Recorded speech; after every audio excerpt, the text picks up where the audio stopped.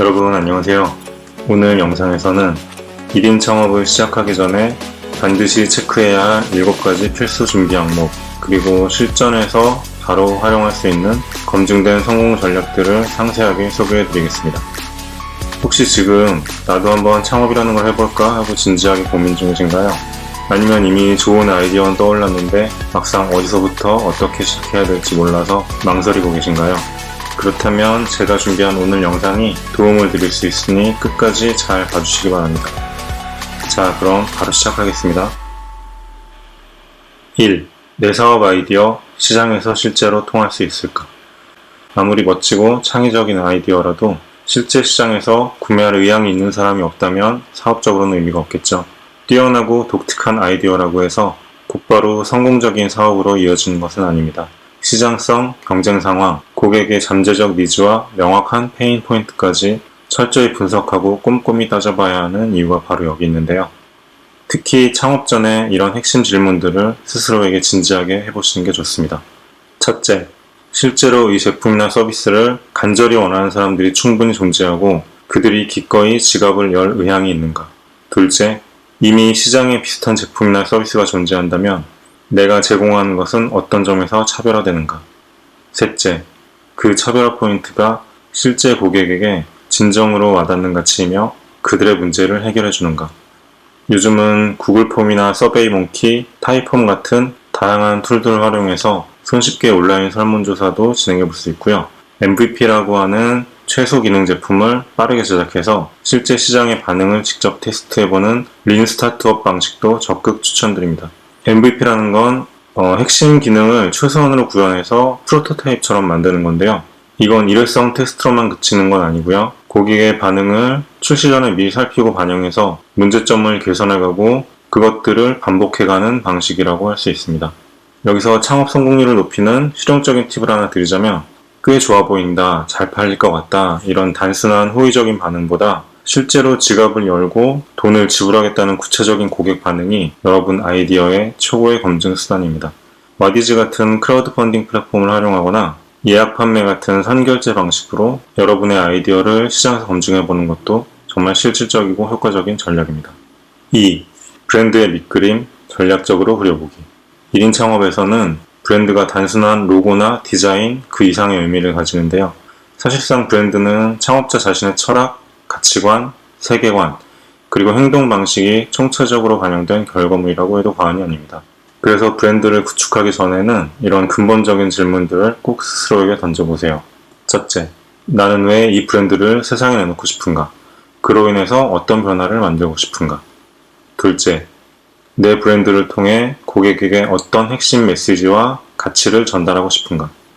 셋째, 3년, 5년, 10년 후 내 브랜드는 고객들에게 어떤 모습으로 기억되고 인식되었으면 좋겠는가? 이런 깊은 고민과 철학적 질문들이 모여서 진정한 브랜드 아이덴티티가 탄생하게 됩니다. 물론 로고와 컬러 시스템 같은 시각적 디자인 요소도 중요하지만 이러한 외적 요소들은 브랜드의 본질적인 방향성과 핵심 메시지가 먼저 확고하게 정립된 뒤에 차근차근 발전시켜 나가는 것이 훨씬 자연스럽고 효과적입니다. 그리고 브랜딩에서 가장 중요한 점을 꼭 기억하세요. 내 개인적인 취향이나 좋아하는 스타일보다 내 목표 고객이 공감하고 반응할 만한 스타일과 메시지를 기반으로 방향성을 설정하는 게 훨씬 중요합니다. 3. 경쟁자 분석. 그냥 따라하는 게 아니라 차별화 포인트 찾기. 나는 나만의 독특한 스타일이 있고 내 제품은 특별하니까 상관없어. 이렇게 자신만만하게 생각하셨다면 잠깐 생각을 멈추고 다시 한번 고민해보세요. 경쟁사 분석은 단순한 모방이나 카피가 아니라 내가 시장에서 어떤 부분을 더 혁신적으로, 더 효율적으로, 더 가치 있게 제공할 수 있을지를 명확하게 파악하기 위한 필수적인 과정입니다. 만약에 유사한 제품이나 서비스가 이미 시장에 존재한다면 그 기존 제품이나 서비스가 채워주지 못한 고객의 니즈나 해결하지 못한 문제점이 어디에 있는지 세심하게 찾아보는 것이 매우 중요합니다. 온라인 리뷰, 소셜미디어 피드백, 직접 들은 체험 후기, 포럼이나 토론 등도 경쟁사 분석에 있어 아주 가치 있는 정보 수집 수단이 될 수 있습니다. 이런 다각적인 분석을 바탕으로 내가 독창적으로 해결할 수 있는 고객의 불편함, 숨겨진 욕구, 해소되지 않은 니즈를 발견해 보세요. 그리고 무엇보다 중요한 것은 나는 어떤 영역에서는 경쟁하지 않고 의도적으로 비워두겠다. 이런 전략적 선택과 포지셔닝도 필요합니다. 모든 고객층을 만족시키고 모든 기능을 다 갖추려고 욕심을 부리면 결국 브랜드의 정체성이 흐려지고 핵심 가치가 해석되기 마련이기 때문에 냉정하게 생각해 보셔야 되는 부분입니다. 4. 타겟 고객. 진짜 구체적으로 그려져 있나요? 막연하게 우리 제품은 남녀노소 누구나 다 사용할 수 있는 범용 제품이고 누구한테나 다 좋다. 이런 경우가 굉장히 흔한 경우인데요. 한마디로 제품의 매력도 없고 뾰족함과 임팩트가 없다는 반증입니다. 이런 접근법은 창업 초기에 가장 위험한 함정 중 하나인데요. 특히 제한된 자원으로 운영해야 하는 1인 창업일수록 좁고 구체적이고 명확한 타겟 고객 설정이 성공 가능성을 훨씬 높여줍니다. 명확한 타겟이 있어야 마케팅 메시지도 제품 개발 방향도 콘텐츠 전략도 판매 채널도 모두 일관성 있게 집중할 수 있기 때문인데요. 타겟 고객을 구체적으로 정의할 때는 이런 다양한 기준들을 중심으로 고려해보세요. 첫째, 나이, 성별, 지역, 직업, 소득 수준 같은 기본적인 인구 통계학적 특성. 둘째, 그들이 일상에서 겪는 구체적인 문제점이나 해소되지 않는 욕구는 무엇인지. 셋째, 그들은 어떤 커뮤니케이션 채널을 통해 정보를 찾고 어떤 언어와 말투에 가장 자연스럽게 반응하는지. 그리고 이런 데이터를 바탕으로 생생한 고객 페르소나를 구체적으로 입혀보세요.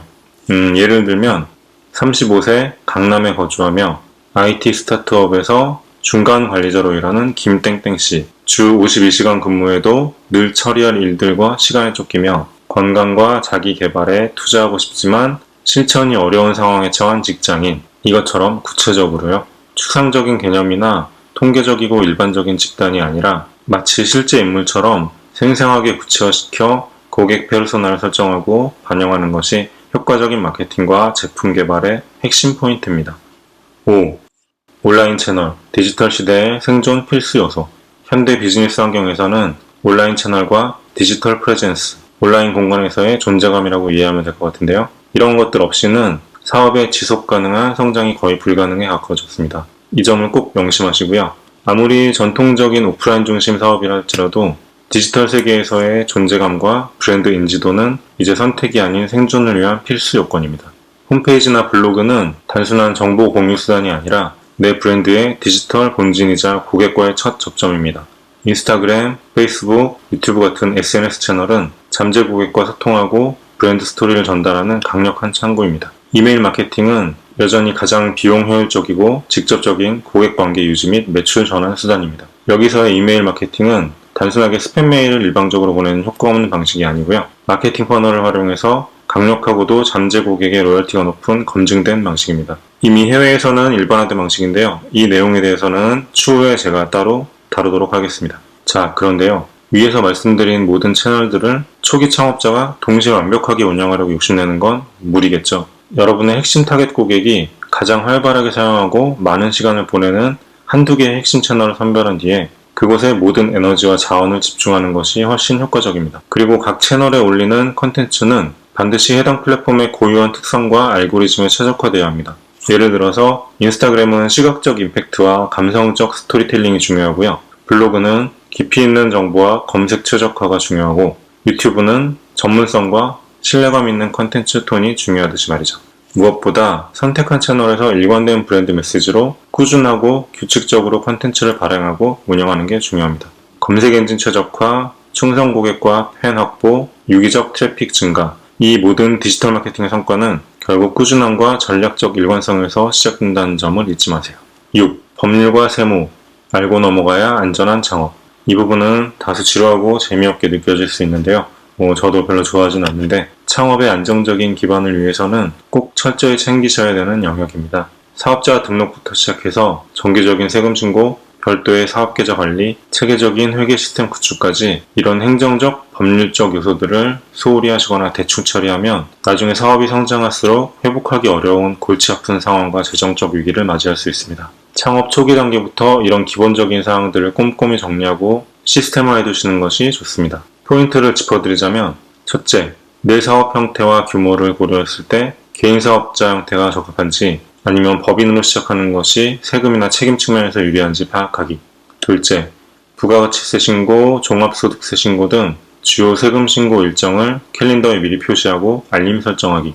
셋째, 기본적인 계약서 양식 이해하기, 내 제품이나 서비스명에 대한 상표권 등록 같은 지식재산권 보호장치 마련하기, 그리고 세무사, 법무사, 변리사 같은 전문가의 도움이 필요할 때를 대비해서 미리 신뢰할 수 있는 전문가 네트워크를 확보해두는 것도 큰 도움이 됩니다. 그리고 지역의 창업지원센터나 중소벤처기업부에서 제공하는 다양한 무료 법률, 세무, 컨설팅 프로그램들도 많이 있으니까 이런 공공자원들을 적극적으로 찾아서 활용하시는 것도 창업 초기의 부담을 줄이는데 좋은 방법입니다.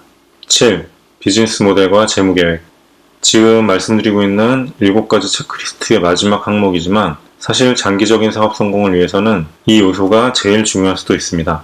좋은 아이디어와 열정만 있으면 사업은 저절로 잘 될 거야, 이런 생각을 할 수 있는데요. 이런 생각은 현실과 동떨어진 위험한 환상에 불과합니다. 철저하게 현실적인 숫자와 데이터를 기반으로 비즈니스 모델을 설계하고 재무 계획을 세워야만 진정으로 지속 가능하고 수익성 있는 사업으로 발전할 수 있습니다. 내 수익 모델은 정확히 무엇인가, 어떤 제품이나 서비스를 통해 어떤 방식으로 얼마의 마진으로 수익을 창출할 것인지 구체적으로 점검해 보세요. 임대료, 인건비 같은 고정비용과 원자재, 물류비 같은 변동비용, 그리고 초기 설비나 재고를 위한 투자 자금까지 모든 비용 요소를 철저히 계산해 보세요. 현금 흐름 관리는 특히 창업 초기에 생존을 좌우하는 핵심 요소입니다. 최소 6개월에서 이상적으로는 1년 이상의 현금 흐름을 예측하고 관리하는 것이 필수적입니다. 가능하다면 창업 초기 단계에서는 고정 비용을 최대한 낮게 유지하고 시장 변화와 고객 피드백에 빠르게 대응할 수 있도록 비즈니스 구조를 민첩하고 유연하게 설계하는 것이 불확실성이 큰 창업 환경에서의 리스크 관리에도 매우 효과적입니다. 애자일이라고도 하죠. 자, 그럼 마지막으로 재무 관리에 대한 실용적인 팁 하나 더 드릴게요. 사업 운영을 위한 사업 자금과 개인 생활비는 처음부터 철저하게 분리하세요. 사업 자금과 개인 자금을 한 통장에 뒤섞어 관리하다 보면 어느 순간 현금 흐름 파악이 불가능해지고 세금 문제도 복잡해지고요. 결국 재정적 통제력을 완전히 상실하게 됩니다. 네, 여기까지 오늘 소개한 7가지 항목을 하나하나 체크해보면서 준비하신다면 창업의 시행착오를 훨씬 줄이실 수 있을 겁니다. 여러분의 1인 창업 여정이 더 탄탄하고 안정적이고 성공적으로 이어질 수 있기를 제가 진심으로 응원하겠습니다. 영상이 도움이 되셨다면 좋아요와 구독, 알림 설정까지 부탁드리고요. 저는 앞으로도 더 유익한 창업, 마케팅 관련 컨텐츠로 다시 찾아오겠습니다. 그럼 오늘 영상은 여기서 마치겠습니다. 지금까지 스몰비즈랩 서머비였습니다. 감사합니다.